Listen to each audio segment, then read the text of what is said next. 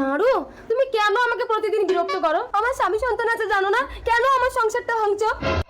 আমি তোমাকে ভালোবাসি বৌদি, আমি তোমাকে বিয়ে করতে চাই। এই ভেতরে চল। রাধা, মা, বাবা এসছে। বাবা, কি রে পিকলু? মা। আরে কাঁদছো কেন? বাবা বাবা একটা লোক না। আমি বলছি আমি তোমার বউকে ভালোবাসি, বিয়ে করতে চাই। পিকলু, তুমি ওই ঘরে যাও তো বাবা। আচ্ছা ঠিক আছে, তুমি আমার বউকে বিয়ে করবে? যাও বাড়ি গিয়ে তোমার মাকে ডেকে আনো, আমি নিজের হাতে আমার বউকে তোমার হাতে তুলে দেবো। তুমি এ কি বলছো স্বামী? এসো মা। মা, আমার বউকে আপনার ছেলে বিয়ে করবে বলছে, দেখুন তো পছন্দ হয়েছে আপনার?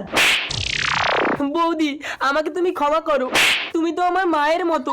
ছেলেটাকে ঠিক শিক্ষা দিতে পারিনি, কিছু মনে করো না বাবা। এই তুই বাড়ি চল, তোর হচ্ছে। শুধু সন্তানের জন্ম দিলে হয় না মা, তাকে সঠিক শিক্ষা না দিলে সে কোনো নারীকেই সম্মান করবে না, এমনকি তার মাকেও না।